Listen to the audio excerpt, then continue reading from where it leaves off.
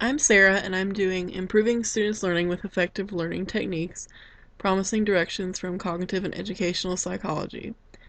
This will be learning techniques 6, 7, and 8, imagery used for text learning, rereading, and practice testing.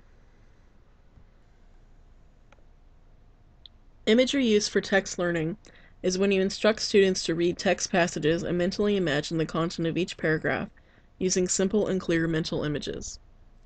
In one study by Leutner, Leopold, and Sumfleth, 2009, one group of students were instructed to use imagery while reading a text while the control group was not. Some students were also instructed to draw pictures that represented the content of each paragraph. The students then completed a multiple-choice test consisting of inferential questions from the text.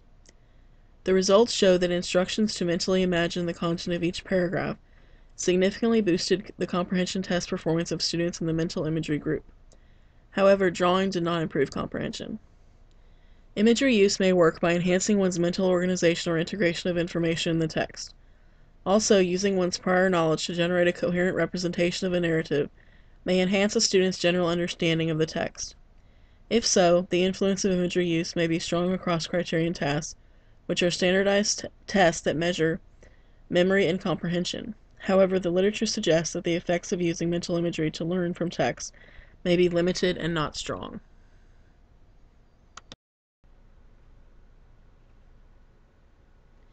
Investigations of imagery use for learning text materials have focused on single sentences and longer text materials. This research has typically demonstrated that groups who receive imagery instructions have better memory for sentences than do no instruction control groups. The focus for the rest of this information will be on the effect of imagery instructions on learning for longer text materials.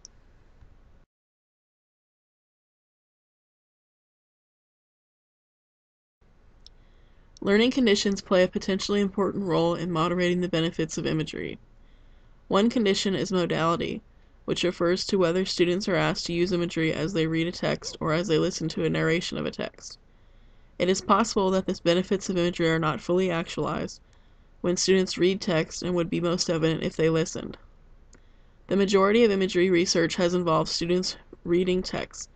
The fact that imagery benefits have sometimes been found indicates that reading does not entirely undermine imaginal processing. In experiments in which participants either read or listened to a text, the results have been mixed. As expected, imagery has benefited performance more among students who have listened to text than among students who have read them. But in one case, imagery benefited performance similarly for both. Another condition is students' actual use of imagery. Even if students are instructed to use imagery, they may not necessarily use it. In one study by Anderson and Colaby, 1972, imagery instructions did not influence performance, but reported use of imagery was significantly correlated with performance. The problem here is that some students who were instructed to use imagery did not, whereas some uninstructed students spontaneously used it. Both circumstances would reduce the observed effect of imagery instructions, and students' spontaneous use of imagery in control conditions may be partly responsible for the failure of imagery to benefit performance in some cases. Further research of imagery use is needed. In general, imagery instructions have tended to boost criterion performance for fourth graders, but in some studies this benefit was found only for students who were biased to use imagery or for skilled readers. For reading longer narratives of 400 words or more, imagery instructions have significantly benefited fourth graders' free recall of text material and performance on multiple-choice questions about the text. This latter benefit was apparent for both high and low-skilled readers. But even after extensive training and a reminder to use imagery, fourth graders' performance on a standardized reading comprehension test did not improve. College students have been shown to benefit from imagery, but these benefits depend on the nature of the criterion test. Studies with 5th and 6th grade students have shown some benefits of imagery, but these trends have not all been significant and did not arise on some criterion tests. Third graders have been shown to benefit from using imagery, but younger students do not appear to benefit. Investigations have often used texts that are imagery-friendly, such as narratives that can be visualized or short stories that include concrete terms. Across investigations, the specific texts have varied widely and include long passages, relatively short stories, and brief 10-sentence passages. The conclusion is that sometimes imagery instructions boost performance and sometimes they do not. Failures to find an effect for any given kind of material may not be due to the material, but instead may reflect the effect of other uncontrolled factors, making it impossible to tell which, if any, characteristics of the materials predict whether imagery will be beneficial. Some investigators have manipulated the content of text materials. The results show that benefits of imagery may be largely constrained to texts that directly support imaginal representations. Sixth graders do show significant benefits of imagery use on measures involving the recall or summarization of text information, but show reduced or non-existent benefits on comprehension tests and on criterion tests that require application of the knowledge. In general, imagery instructions tend not to enhance students' understanding or application of the content of a text. When imagery instructions do improve criterion performance, a question arises as to whether these effects are long-lasting. The question of whether the use of imagery protects against the forgetting of text content has not been widely investigated.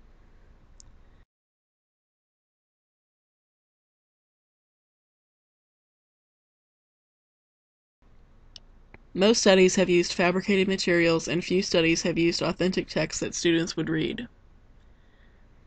Whether instructions to use imagery will help students learn materials in a manner that will translate into improved course grades is unknown, and research investigating students' performance on achievement tests has shown imagery use to be a relatively weak strategy.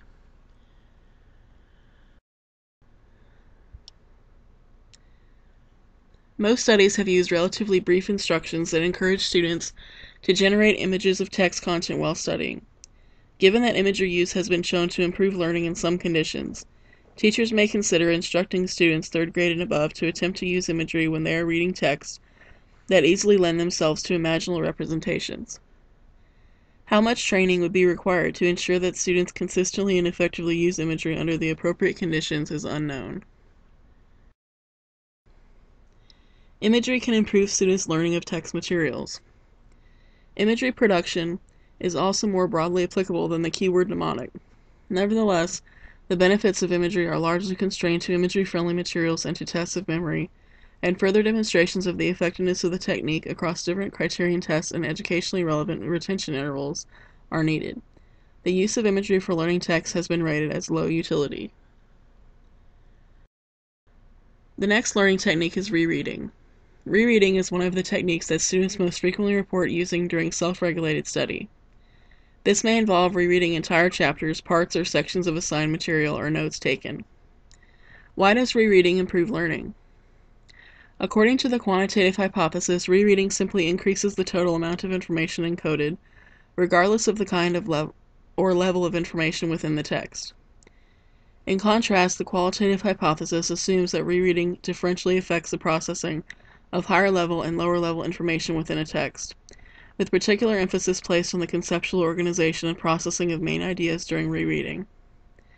The evidence appears to favor the qualitative hypothesis, illustrated by several studies that have reported greater improvement in the recall of main ideas than in the recall of details. The effects of rereading are fairly strong across other variations in learning conditions. For example, rereading effects obtain regardless of whether learners are forewarned that they will be given the opportunity to study more than once.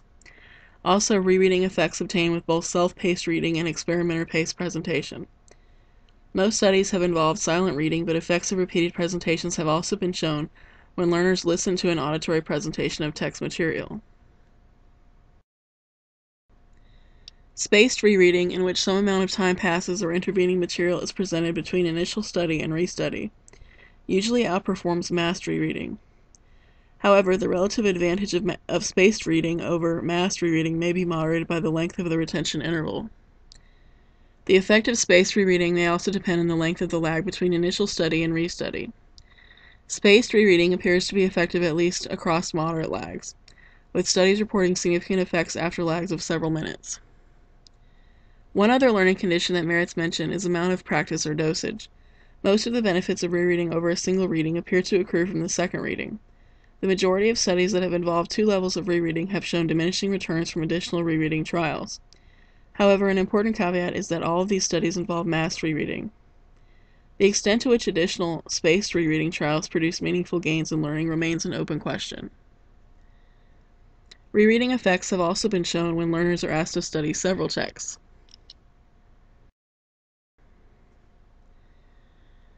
The literature is limited when it comes to establishing the generality of rereading effects across different groups of learners. All but 2 studies of rereading effects have involved undergraduate students. The literature about the extent to which rereading effects depend on knowledge level is also limited. If in the only study to date, both high knowledge and low knowledge readers showed an advantage of mass rereading over outlining or summarizing a passage for the same amount of time. Also, few studies have examined rereading effects as a function of ability, and the available evidence is mixed.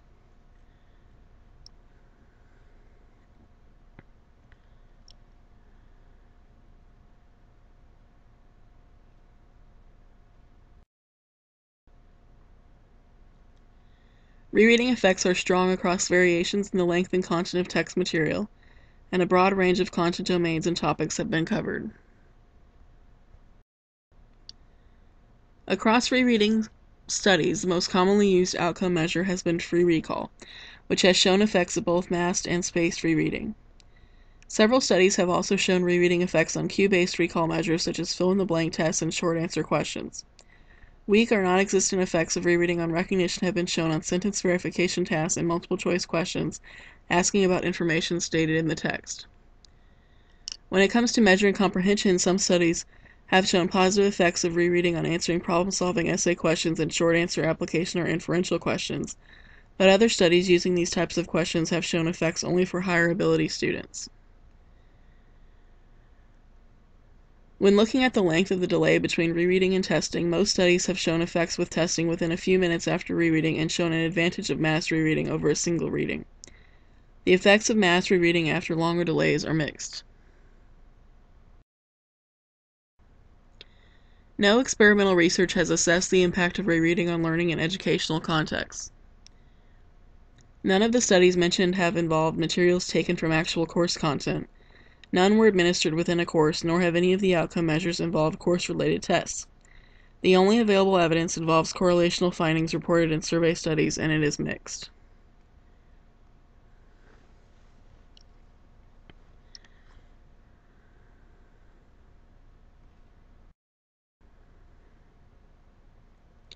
Rereading has advantages in that students require no training to use it and is economical with respect to time demands. However, rereading is not as effective as some of the other learning techniques discussed, especially when compared to elaborative interrogation, self-explanation, and practice testing. Almost no research on rereading has involved learners younger than college-age students, and almost none has examined the extent to which reading effects depend on other student characteristics, such as knowledge or ability. In regards to criterion tasks, the effects of rereading do appear to be durable across at least moderate delays when rereading is spaced. However, most effects have been shown with recall-based memory measures. The benefit for comprehension is less clear. Rereading is typically much less effective than other learning techniques and therefore has been rated as low utility.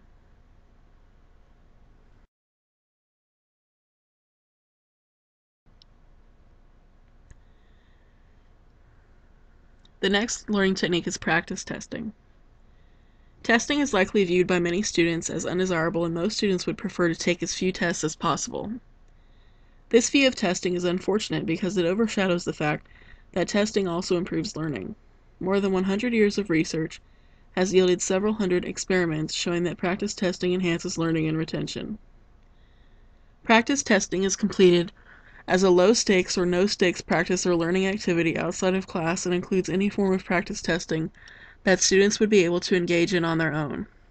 For example, practice testing could involve practicing recall of target information with the use of flashcards, completing practice problems or questions included at the end of textbook chapters, or completing practice tests included in the electronic supplemental materials from textbooks. Why does practice testing improve learning? This can be explained by 2 different kinds of testing effects: direct effects and mediated effects of testing.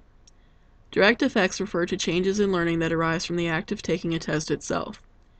Mediated effects refer to changes in learning that arise from an influence of testing on the amount or kind of encoding that takes place after the test, like during a subsequent restudy opportunity. Carpenter, 2009, recently proposed that testing can enhance retention by triggering elaborative retrieval processes. Attempting to retrieve target information involves a search of long-term memory that activates related information, and this activated information may then be encoded along with the retrieved target, forming an elaborated trace that affords multiple pathways to facilitate later access to that information. Recent evidence also suggests that practice testing may enhance how well students mentally organize information and how well they process idiosyncratic aspects of individual items, which together can support better retention and test performance. Most research on practice testing has used test formats that involve cued recall of target information from memory, but some studies have also shown effects with other recall-based practice test formats, including free recall short answer questions and fill-in-the-blank questions. A growing number of studies using multiple choice practice tests have also reported testing effects. Most research has involved practice tests that measure memory, while others have shown effects for practice tests that measure comprehension. Some research has shown effects even when practice tests are open book. Practice tests can benefit learning even when the format of the practice test does not match the format of the criterion test. Although various practice test formats work, some work better than others. Studies have shown that performance was greater following free recall practice than following fill-in-the-blank practice, which in turn was greater than performance following recognition practice. Final test performance has been shown to be better following multiple practice tests than following a single practice test, and as the number of correct responses during practice increases. However, the benefit of repeated practice testing depends on the timing of the practice tests.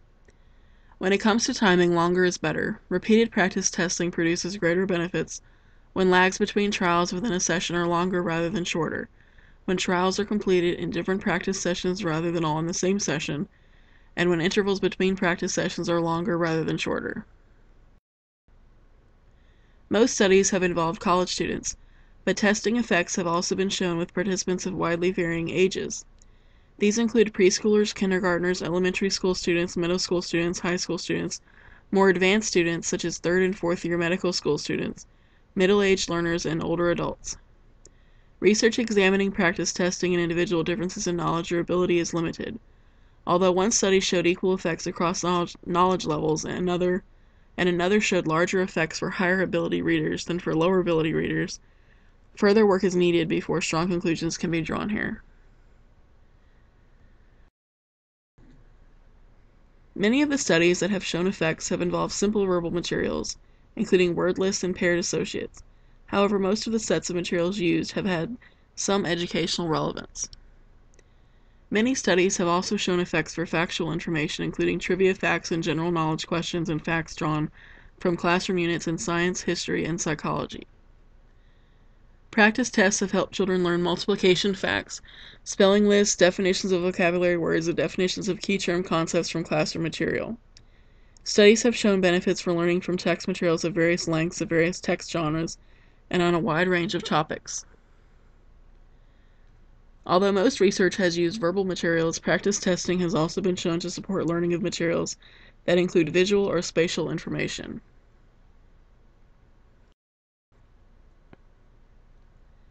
Although cued recall is the most commonly used criterion measure, testing effects have also been shown with other forms of memory tests, including free recall, recognition, and fill-in-the-blank tests, as well as short answer and multiple choice questions measuring memory for information stated in the text. The most used method in the research has been using the same questions measuring the same target information on practice tests and criterion tests. However, many studies have also shown effects using different test formats.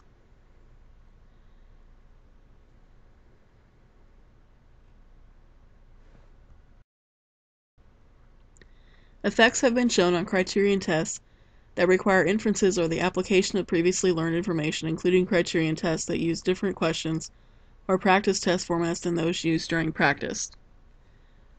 Most research has involved delays between practice and testing of at least 1 day, with the average interval used being 1 week, possibly due to several studies reporting that effects are larger when tests are administered after longer delays. In fact, effects have been observed after even longer intervals, including intervals from 2 to 4 weeks up to 1 to 5 years. These findings are great news for students and educators. given that a key educational goal is durable knowledge and not just temporary improvements in learning. Much of the research has involved educationally relevant materials, tasks and retention intervals, and authentic classroom materials, meaning material taken from classes in which student participants were enrolled. Whereas the criterion measures in these studies involved experimenter device tests or no-stakes pop quizzes, research has also shown effects of practice testing on actual summative course assessments. Practice testing appears to be relatively reasonable with respect to time demands, with most research showing effects when the amount of time allotted for practice testing is moderate and is equal to the time allotted for restudying. Another advantage of practice testing is that it can be implemented with minimal training. Students can engage in recall-based self-testing, for example, again by using flashcards or completing practice problems or questions included at the end of textbook chapters or in electronic supplemental materials. Practice testing has most frequently been compared with unguided restudy. The outcome has usually been that practice testing outperforms restudying, although this effect depends somewhat on whether or not practice tests are followed by feedback where the correct answer is given. Practice testing with feedback consistently outperforms practice testing alone. Fortunately, the correct effect of feedback does not require that it be presented immediately after the practice test. Metcalf et al. 2009 found that final test performance for initially incorrect responses was actually better when feedback had been delayed than when it had been immediate. Therefore, errors are not a serious issue for implementation, particularly when feedback is provided. Teachers can support student learning by increasing the use of low-stakes or no-stakes practice testing in the classroom, administering summative assessments that are shorter and more frequent rather than longer and less frequent, like 1 exam per week rather than only 2 or 3 exams per semester. Studies have shown that these strategies not only improve learning outcomes but also result in higher student ratings of factors such as course satisfaction and preference for more frequent testing. Practice testing has broad applicability. Testing effects have been shown across a range of practice test formats, kinds of material, learner ages, outcome measures, and retention intervals. Practice testing is not time-consuming and can be implemented with minimal training. Several studies have provided evidence for the efficacy of practice testing in representative educational contexts. Future research is needed concerning the extent to which the benefits of practice testing depend on learners' characteristics such as prior knowledge or ability. Also, research identifying the causes of practice test effects may provide further insights into maximizing these effects. Practice testing is rated as high utility.